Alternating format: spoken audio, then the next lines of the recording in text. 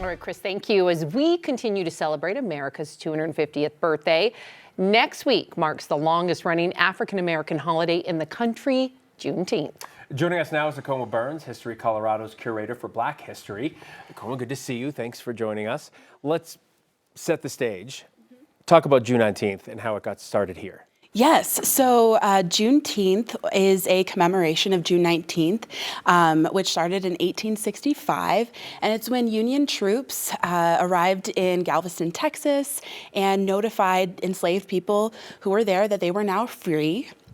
And Juneteenth kind of started because it was 2 years after the Emancipation Proclamation, which freed formerly enslaved people. So it's a celebration about freedom and kind of delayed freedom as well.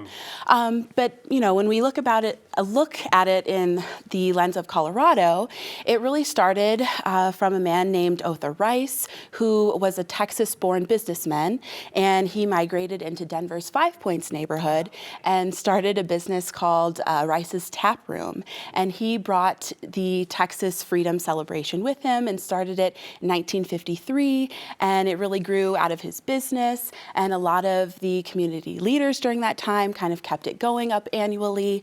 And then, you know, fast forward to 2021, it became a federal holiday and then a state holiday in 2022.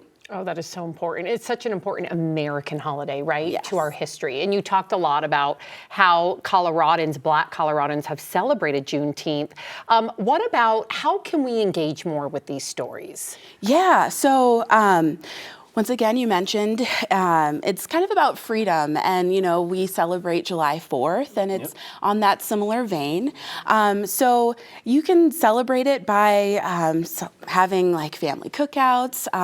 There's a huge parade and festival that happens in Five Points, and it's around music, food, vendors, and really at the heart of it is a lot of Black-owned businesses. So supporting Black-owned businesses is really important, and you know, it's not just in Five Points and in Denver. It actually has touched all different corners of the state. There's a celebration in Pueblo, Colorado Springs, Boulder, Durango, even Grand Junction. That's where I will be for this year's Juneteenth.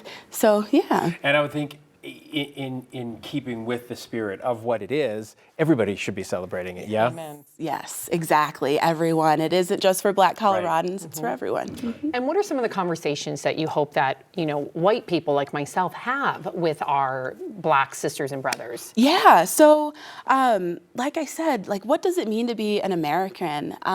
What does it to mean to be free in this country? So I think it's about, you know, expanding beyond different cultural differences and realizing that, you know, we're all American and we live here together, and we should be, you know, celebrating this, and it's all about joy, you know.